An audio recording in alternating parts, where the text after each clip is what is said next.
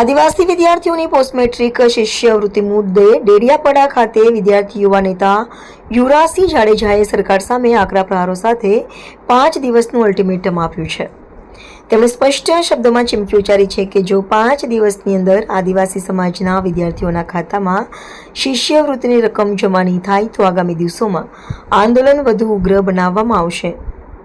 યુવરાજસિંહ જાડેજાએ પોતાના સંબોધનમાં જણાવ્યું કે અગાઉ આદિવાસી વિદ્યાર્થીઓની શિષ્યવૃત્તિના મુદ્દે ચેતર વસાવા દ્વારા નર્મદા આદિજાતિ કમિશનરની કચેરીનો ઘેરાવો કરવામાં આવ્યો હતો, પરંતુ હવે ફરી એકવાર આદિવાસી સમાજના બાળકોના શિક્ષણ સાથે જોડાયેલી પોસ્ટ મેટ્રિક શિષ્યવૃત્તિ યોજના બંધ થવાના આક્ષેપો સામે આવ્યા છે. તેમણે સરકારને સીધા શબ્દોમાં ચેતવણી આપતા કહ્યું કે 5 દિવસની અંદર આદિવાસી સમાજના બાળકોની શિષ્યવૃત્તિ તેમના ખાતામાં જમા થવી જોઈએ. જો 5 દિવસમાં શિષ્યવૃત્તિ જમા નહીં થાય તો યાદ રાખજો, ગાંધીનગરમાં વિધાનસભાનો ઘેરાવ કરવા માટે આદિવાસી સમાજ રસ્તા પર ઉતરશે. યુવરાજસિંહ જાડેજાએ વધુમાં આંદોલનને વ્યાપક સ્વરૂપ આપવાની ચીમકી આપતા કહ્યું કે 5 દિવસમાં શિષ્યવૃત્તિ નહીં મળે તો સમગ્ર આદિવાસી સમાજ ચેતર વસાવા બનીને 15 ઓગસ્ટે ગાંધીનગર વિધાનસભાનો ઘેરાવ કરશે. શિષ્યવૃત્તિનો મુદ્દો માત્ર નાણાકીય સહાયનો નહીં પરંતુ આદિવાસી વિદ્યાર્થીઓના શિક્ષણ અને ભવિષ્ય સાથે જોડાયેલો હોવાનો દાવો કરતા તેમણે સરકારને તાત્કાલિક નિર્ણય લેવા અપીલ કરી છે. હવે સરકાર આ 5 દિવસમાં અલ્ટિમેટમનો શું જવાબ આપે છે અને શિષ્યવૃત્તિની રકમ વિદ્યાર્થીઓના ખાતામાં ક્યારે જમા થાય છે તેના પર આદિવાસી સમાજની નજર મંડાઈ છે. શિષ્યવૃત્તિ આપો નહીં તો ગાંધીનગર આવો, દેડિયાપાડાથી ઉઠેલો આ પડકાર હવે સરકાર સુધી પહોંચ્યો છે. રિપોર્ટર સર્જન વસાવા, દેડિયાપાડા.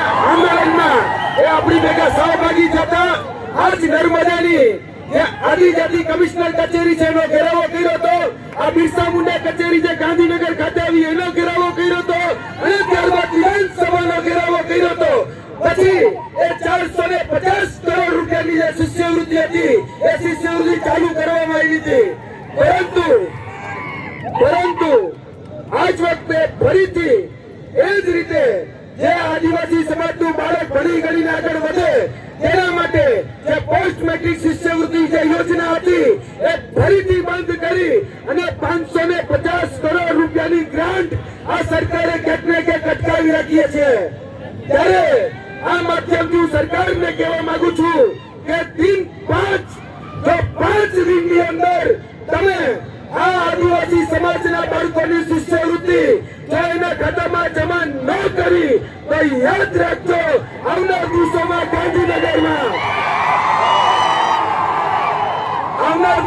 ગાંધીનગરની જે વિધાનસભા છે એ વિધાનસભાનો ઘેરાવો કરવા માટે એ આદિવાસી સમાજ આવી રહ્યો છે. આદિવાસી સમાજ ના હક અધિકાર માટે સચેતરભાઈ લડતા હતા. આ નકલી કચેરીઓ એના માટે લડ્યા, મનરેગા કૌભાંડની માટે લડ્યા. આજે જેટલી પણ તમારી શાળાઓમાં શિક્ષકો છે ને ત્યારે રિવર્સ દાંડી યાત્રા કાઢી આદરણીય ચેતરભાઈ વસાવાએ લડત આપી છે. ત્યારે ખભોથી ખભો મિલાવીને ચાલ્યા છીએ. એક વિનંતી કે આવનાર દિવસોની 5 દિવસમાં જો આ પોસ્ટ મેટ્રિક શિષ્યવૃત્તિ યોજનાના પૈસા જમા કરવામાં નહીં આવે તો તમારે બધાએ ચેતર વસાવા બની અને ગાંધીનગર 15 તારીખે આવી જવાનું છે.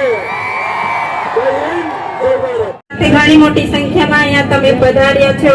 કામના દિવસો છે છતાં પણ તમે અહીંયા ટાઈમ કાઢીને આપણો દિવસ ઉજવવા માટે અહીંયા આવ્યા છો, એટલે તમારો બધાનો અમે ખૂબ ખૂબ આભાર માનીએ છીએ. હવે આજના દિવસે ખાસ તો જે માણસ આપણને જાગૃત કરે છે, આપણા માટે લડે છે, હર હંમેશા સડકથી સદન સુધીના માટે જે સરકાર સામે બાયો ચડાવીને જે લડત લડે છે તે આજે આપણી વચ્ચે અહીંયા હાજર નથી. એ માટે આપણને એની ખોટ આજે દેખાય છે. પણ